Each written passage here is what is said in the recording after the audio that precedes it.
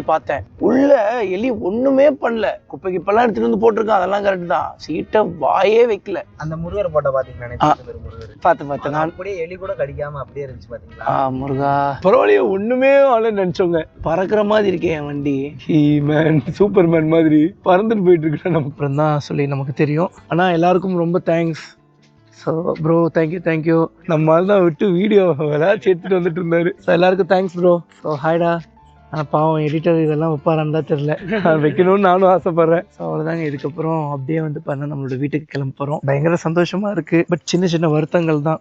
அது அந்த வருத்தங்கள் இருக்க தானே செய்யும். பட் இவன் வந்து அட்லாஸ்ட் ஆக்சுவலி எப்படி ஆயிடுச்சு அப்படின்னாங்க, வண்டி எடுப்பேன் அப்படின்னு சொல்லி நம்பிக்கையே இல்லை. ஸோ எனக்காக ப்ரே பண்ணிக்கிட்டு நம்ம டிடிஎஃப் எல்லாருக்கும் ரொம்ப நன்றி. திறந்து அந்த முருகர் ஃபோட்டோ மட்டும் காமிச்சிடுறேன் நான். இங்கே காணும். அம்மா இங்கே முருகர் ஃபோட்டோ இருந்துச்சு பார்த்தீங்களா?